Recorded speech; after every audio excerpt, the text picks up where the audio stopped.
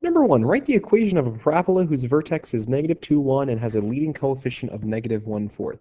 So we talked about in class today that the parent function normally has the parent quadratic function normally has a vertex at 0, 0. So I need to go left 2 units and up 1. So the way that we're going to accomplish that in our equation is we're going to say y equals x plus 2 on the inside of the square. So x plus 2 shifts me left 2, up 1, and my leading coefficient is -1/4. That's the equation of that parabola with the given vertex and leading coefficient. Let f be the parabola whose vertex is at 2, -1. So I'm sitting here at 2, -1. If g of x is this new function, and we should look at this and say, wait a minute, this is taking the f function and shifting it right 2 and up 3. What's the vertex of g?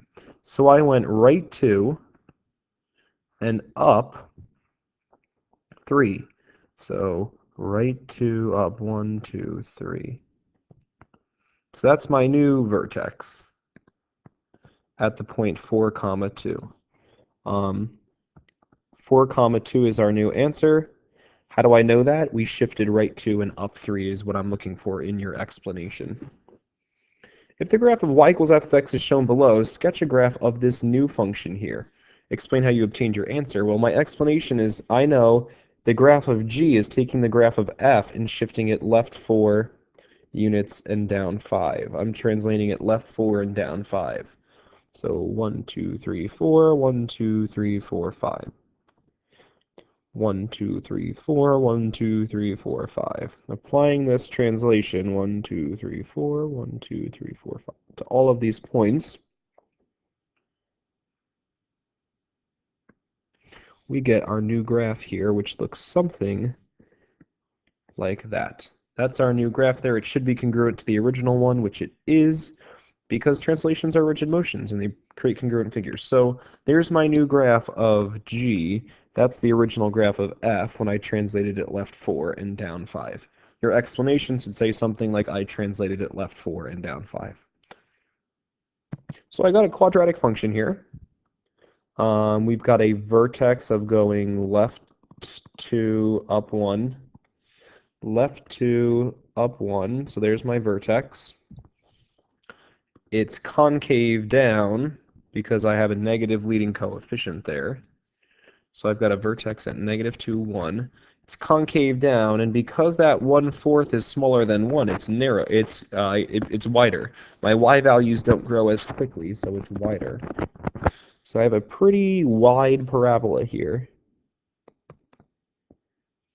for my sketch. What's the range? Well, the range is my possible y values. My y values have to be less than or equal to 1. Using interval notation, how low do I go? I go from -infinity up until 1. I can reach 1, so that gets a bracket. -infinity is not really a number, it's an idea, so that gets a parenthesis. So either one of these two is okay. Remember that a function is considered even if it has symmetry across the y-axis. We consider a function to be even if the graph of it is symmetric across the y-axis. So sketch a graph of x squared and justify that it's even based on the graph. Well, x squared is that standard parabola, and it's symmetric. This is symmetric across the y-axis. When I reflect it across the y-axis, can't speak. This is symmetric when reflected across the y-axis. So therefore it's even. Let g of x be f of x plus 2, so I'm going to label that f. G is taking that parabola and shifting it up 2 units. So if I take that parabola and shift all the y values up 2 units, is it still even? Yes, it is even. Why? It's symmetric across the y-axis. It is symmetric across the y-axis. I have that symmetry when I reflect it across the y-axis. What if I create a new function h, and h is f of x plus 3? So this shift here is shifting us left 3. Remember that inside shift goes in that opposite direction. That's not really a positive 3. So I'm going left 3. Here's my new parabola. That's h. Is that even? No, because if I flip it across the y-axis, I end up with this parabola over here, which is not the same. It doesn't get mapped onto itself. So it's not even, not symmetric across the y-axis.